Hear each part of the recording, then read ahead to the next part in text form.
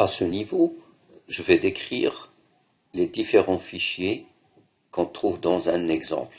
Pour faire tourner l'exemple, donc j'ai dit que 3 fichiers sont nécessaires, tels que geometry.xml, materials.xml et settings.xml. Il y a d'autres fichiers qui sont optionnels, on va voir certains. Bon, je vais me brancher sur un exemple qui vient aussi avec OpenMC qui s'appelle Pincel, c'est-à-dire un élément combustible. D'accord? Et on va examiner son fichier de données de géométrie qui s'appelle geometry.xml file. Bon, tous les fichiers .xml commencent par cette ligne. Il faut veiller à ce que vous ayez cette ligne. Je rappelle, OpenMC, au moment de son exécution, manipule les fichiers en format XML. Puis il va les convertir en données comprises par le langage de programmation avec lequel il a été écrit. Les formats XML sont des formats qui contiennent des balises. Par exemple, ici, vous avez le commencement d'une balise. Cette ligne aussi, c'est ce qu'on appelle une balise. C'est un commentaire. C'est une balise qui commence avec un symbole inférieur et qui se termine avec un symbole supérieur. Donc, toutes les lignes seront écrites sous forme de balises. Bon, le langage XML, je suis sûr que vous ne le connaissez pas. Moi non plus, je ne le connais pas. Et c'est pour ça que nous avons développé, grâce à Ja'far al-Baqali, docteur Ja'far al-Baqali, qui est actuellement professeur à l'Académie royale, c'est grâce à lui qu'on a développé une interface graphique qui va nous permettre de simplifier l'utilisation du codage XML. Donc on trouve dans ces fichiers XML des balises. Donc une première balise qui commence par exemple ici par un mot-clé, qui est géométrie. Ça va se terminer aussi par une fermeture appropriée, on va le voir. Une balise commentaire où je peux écrire n'importe ce que je veux. Donc vous écrivez votre commentaire.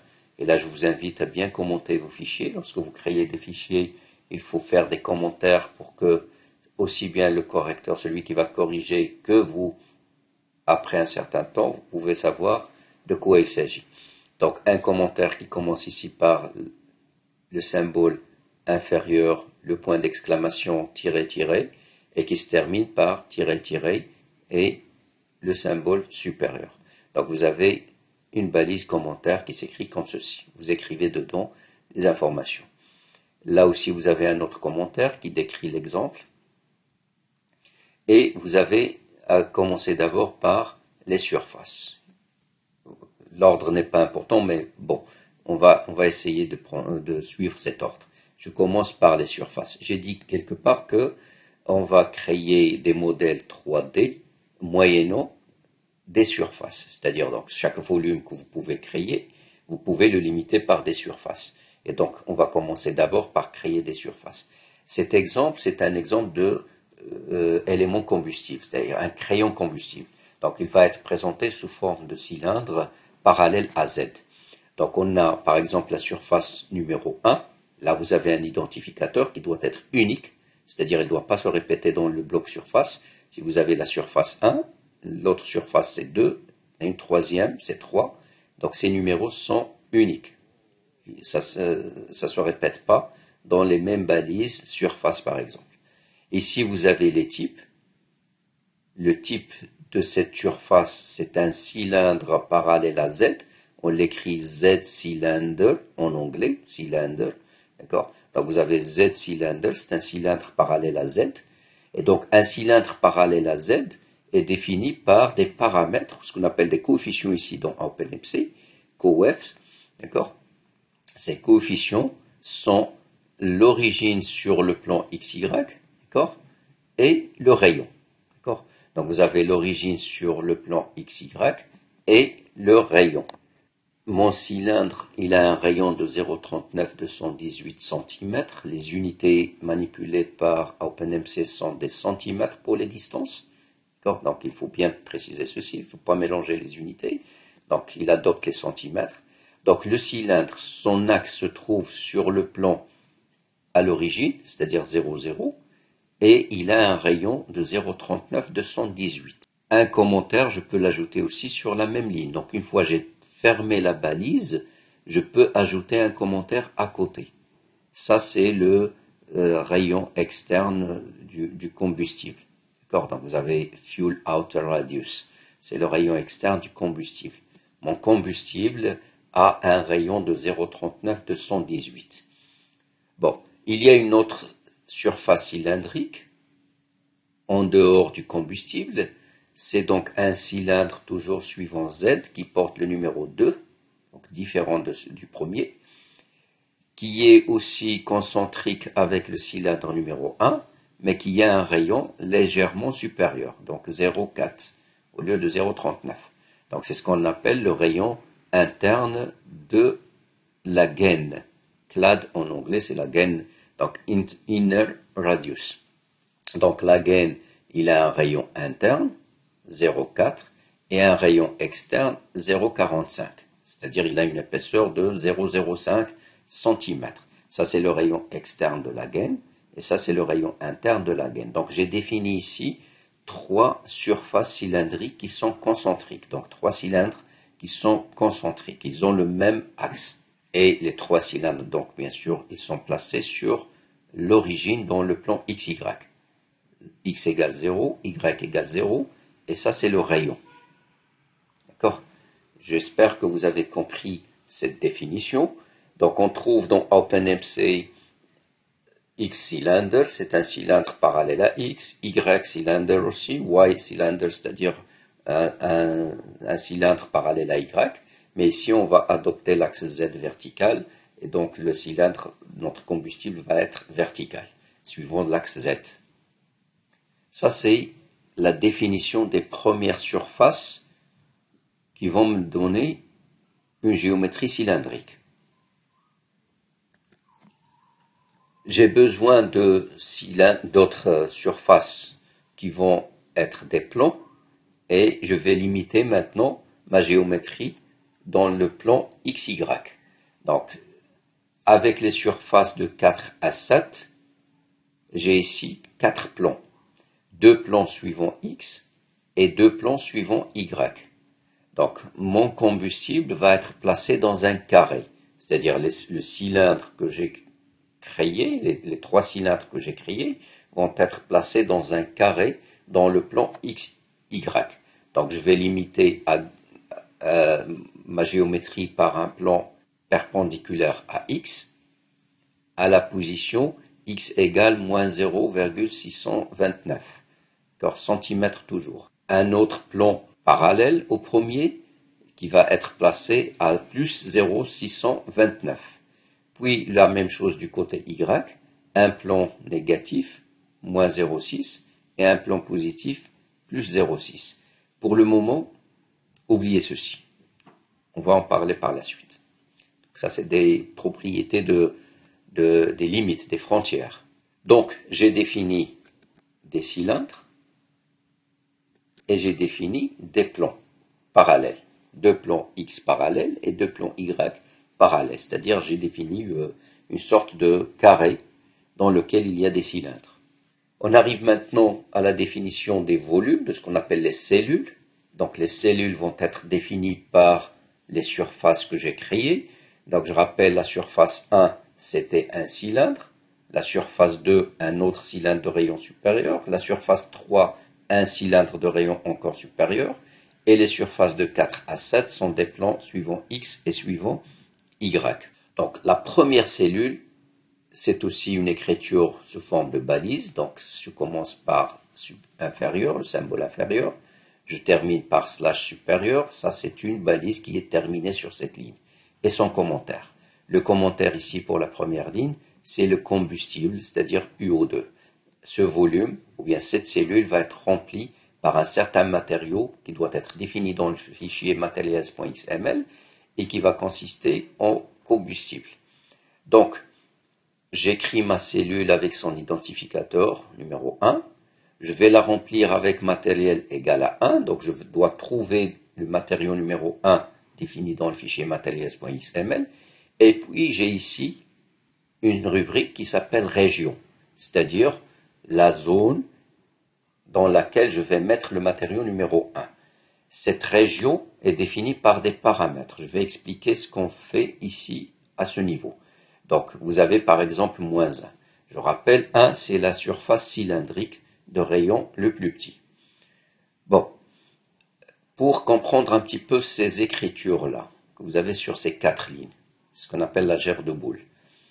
Donc, je vais vous expliquer comment on adopte les signes moins et plus, et puis on va l'appliquer pour cet exemple. Si vous avez par exemple un plan, supposez le plan x égale moins 0,6, et que votre cellule va être du côté droit, à droite, si vous êtes en train de définir une cellule qui est du côté droit, c'est-à-dire à ce niveau. On prend d'abord la normale au plan. Si votre cellule est du côté de la normale, par exemple suivant ce plan à droite, si vous êtes à droite, on adopte le signe plus. Par exemple ici vous avez le plan numéro 4. Donc la cellule qui est placée à droite, elle va être définie par un plus 4. La cellule qui est définie de l'autre côté, c'est opposé à la normale. La normale est vers la droite, donc opposé à la normale, c'est moins 4. D'accord? Si vous considérez par exemple un plan comme ceci, le plan 6 par exemple, si la normale est vers le haut, donc les cellules qui sont au-dessus du plan 6 sont définies par un plus 6. Les cellules qui sont en dessous par moins 6. D'accord? Donc ça c'est ce qu'on adopte pour les plans.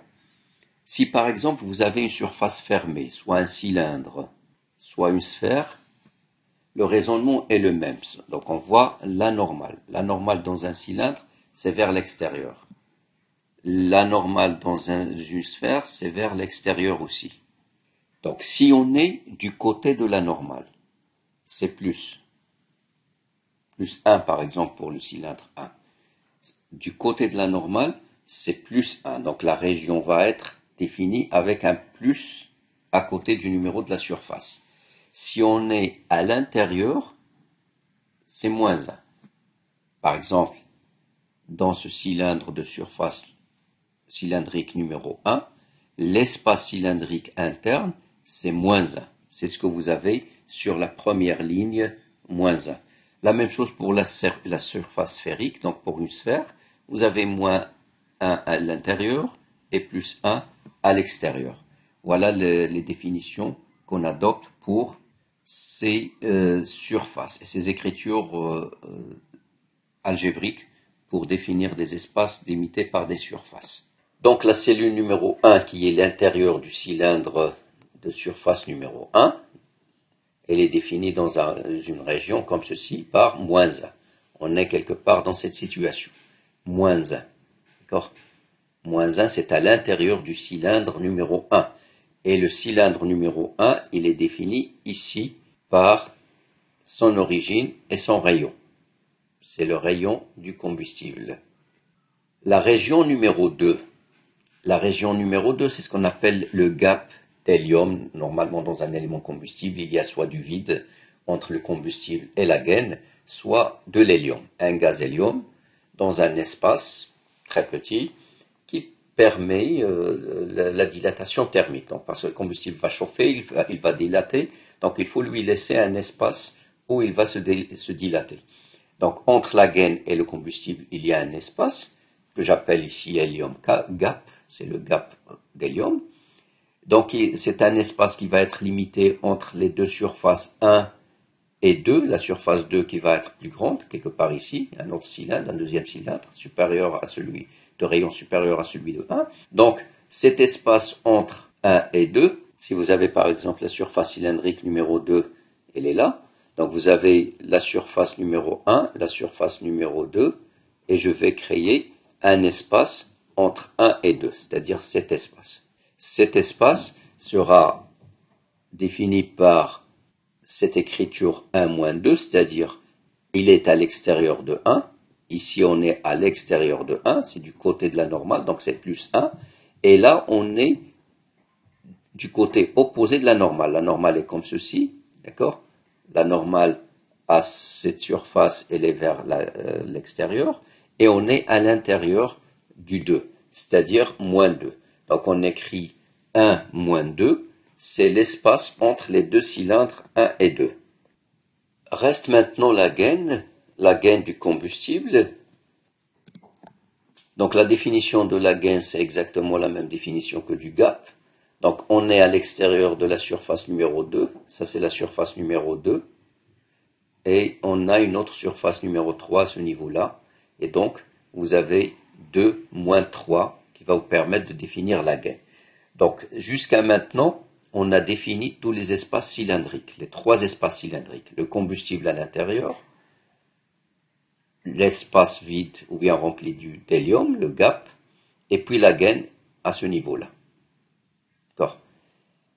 Donc on a limité dans le plan XY. Remarquez qu'on n'a rien fait pour le plan Z. On n'a pas défini des limites suivant Z. On va en parler par la suite. On va voir maintenant la définition de la cellule numéro 4. Bon, dans la cellule numéro 4, on va utiliser les plans 4, 5, 6 et 7. Donc je vais tracer les surfaces 4, la surface 5, la surface 6 et 7. Voilà les 4 surfaces du problème. Et puis, vous avez le cylindre. On va voir le cylindre le plus externe, c'est le 3. C'est quoi l'espace qu'on va définir actuellement? Donc on a défini jusqu'à l'espace à l'intérieur du cylindre numéro 3. D'accord? Jusqu'au cylindre numéro 3. Donc on va maintenant chercher à définir l'espace entre le cylindre et les surfaces du carré, c'est-à-dire l'espace qui va être rempli par l'eau autour du combustible. Et comme ça, on va avoir une cellule carrée de notre combustible. Donc on va essayer de définir cet espace qu'on va remplir par l'eau, matériau numéro 4. Et cet espace se trouve à l'extérieur du cylindre numéro 3, qui est le cylindre externe de notre élément combustible. Et il est limité par les plans x égale à moins 0,6, x égale plus 0,6, y égale moins 0,6 et y égale 0,6 par les 4 surfaces numéro 4, 5, 6 et 7. L'eau se trouve à l'extérieur du combustible, c'est-à-dire plus 3. Donc quelque part ici, on a plus 3 à l'extérieur, à ce niveau-là. Donc on a plus 3. Concernant la surface numéro 4, notre espace se trouve à droite de la surface numéro 4. Si j'adopte de gauche vers la droite, c'est suivant x. D'accord? Donc de gauche vers la droite, c'est l'axe des x. Ici, vous avez l'axe des x horizontal. Et ici, l'axe des y perpendiculaire. Donc vous avez, mon espace se trouve à droite de 4, donc c'est plus 4. Il se trouve à gauche de 5, c'est un espace qui se trouve ici, donc il est à gauche de la surface numéro 5, c'est donc moins 5. Par rapport à 6, il est au-dessus, d'accord, au-dessus de 6, donc c'est plus 6, et par rapport à 7, il est en dessous, donc c'est moins 7. Et par conséquent, l'écriture 3, 4, moins 5, 6, moins 7 va me définir l'espace entre le cylindre et les limites du carré. Voilà, donc on a terminé la géométrie avec ces définitions-là. N'oubliez pas ici, il y a des espaces. Il y a des espaces entre les différents identificateurs. Et là aussi, vous avez des matériaux qui remplissent les espaces et qui portent des numéros uniques. Donc si vous avez le même numéro ici, ça veut dire que vous avez placé le même matériau dans deux cellules différentes. C'est possible dans certaines géométries, bien sûr. Mais dans la définition des matériaux, dans le fichier materials.xml, l'identificateur est unique. On va passer d'abord au fichier settings, puis on va voir le fichier materials.xml. Le fichier settings.xml, settings c'est paramètres, donc il faut paramétrer la simulation. C'est aussi un fichier en format XML, donc il adopte l'écriture avec des balises. Donc vous avez la balise settings, des commentaires, donc on peut ajouter des commentaires, et plus vous avez des commentaires, plus le fichier est lisible, et il y a d'autres balises à l'intérieur de cette balise settings. Donc, vous avez la balise mode d'exécution, qui commence par run mode, qui se termine ici par run mode fermé. Et donc, entre les deux, j'écris mon mode de simulation. Bon, pour vous, le mode qu'on va adopter cette année, c'est Eigenvalue, c'est-à-dire calcul de criticité, calcul de la valeur propre, recherche de la valeur propre dans la résolution de l'équation de transport par la méthode Monte-Carlo. Donc, c'est la recherche du facteur de multiplication K effectif ou bien K infini, ça dépend du réacteur. Vous avez donc Eigenvalue. Il y a un autre mode qui s'appelle Fixed Source, c'est-à-dire vous prenez une source de neutrons fixe avec laquelle vous irradiez par exemple un matériau et vous déterminez l'histoire des particules. Bon, dans le mode Eigenvalue, il faut définir ces paramètres. Les batchs, c'est-à-dire les cycles que OpenMC va utiliser pour déterminer les cas effectifs, et il va faire une moyenne de cas effectifs sur les cycles, puis une moyenne finale sur tous les cycles. Un cycle doit avoir des particules, donc un certain nombre de particules ici, 1000 particules vont être simulées, parmi lesquelles, parmi ces cycles, c'est-à-dire on va ignorer 10 cycles. Donc au total, OpenMC va simuler ici 100 cycles, chacun de 1000 particules, c'est-à-dire 100 000 particules, mais les 10 premiers cycles de cette simulation vont être ignorés. Pourquoi? C'est juste un calcul préliminaire pendant lequel il va distribuer la source sur toute la géométrie. Je reviens quelque part ici. Si par exemple vous avez votre géométrie comme ceci et que vous faites l'échantillonnage de neutrons par exemple ici au centre, la majorité des neutrons vont être tirés au centre, c'est-à-dire l'histoire va commencer au centre, donc on va risquer d'avoir des neutrons concentrés quelque part dans une région de l'espace. Mais si vous fixez des cycles qui sont ignorés avant de commencer le calcul de la moyenne de cas effectifs, OpenMC va distribuer les neutrons sur toute la géométrie et comme ça, on peut faire une moyenne de cas effectifs sur toute la géométrie. Sinon, si vous avez les neutrons qui sont concentrés au centre, vous allez calculer le cas effectif de cette région dans laquelle les neutrons sont concentrés. Donc, on veille toujours à avoir un nombre de cycles inactifs qui vont être ignorés dans le calcul de la moyenne, mais dans la simulation, ils sont pris en considération, mais dans le calcul de la moyenne, ils sont ignorés. Par exemple, ici, 90 cycles qui vont entrer dans le calcul de la moyenne uniquement. Et je rappelle, ces nombres ici sont petits, c'est juste à titre d'exemple pour voir une simulation rapide, mais si vous voulez avoir un résultat correct, il faut augmenter le nombre de cycles inactifs et aussi le nombre de particules par cycle. Il faut avoir un grand échantillon pour faire une simulation correcte. La balise settings a besoin aussi d'une autre information qui est la source de neutrons. Donc on a à définir la source de neutrons. Dans la source, on va définir le type de l'espace. Est-ce une boîte ou bien un point? Donc le plus simple, si vous avez des problèmes, tapez ici point, et vous avez une source ponctuelle. Et un point est défini par 3 composantes x, y, z.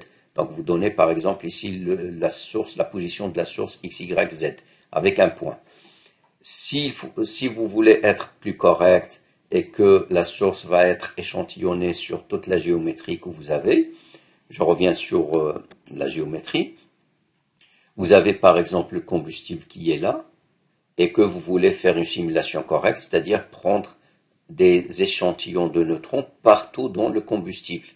C'est-à-dire on va prendre des points partout dans le combustible. Au lieu de prendre un point, et là il faut attendre que la source soit très bien homogène sur toute la géométrie, donc il faut attendre beaucoup de cycles inactifs. Sinon on peut tirer les neutrons sur tout le combustible. Et donc là je vais définir une petite boîte ici qui entoure le combustible et je vais faire le tirage des neutrons dans cette boîte.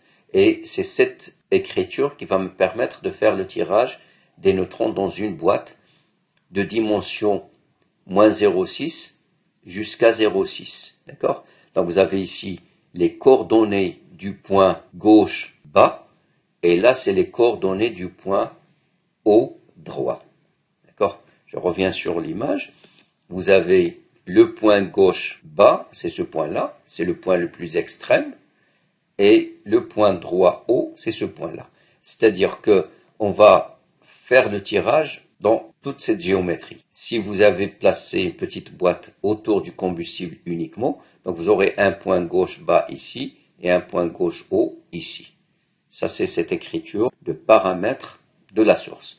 Donc ici, la source, c'est une boîte, c'est un parallélépipède, où j'ai tiré les neutrons entre x égale à moins 0,6 jusqu'à x égale à plus 0,6, y égale moins 0,6 jusqu'à y égale à plus 0,6, et z égale à moins 1 jusqu'à plus 1.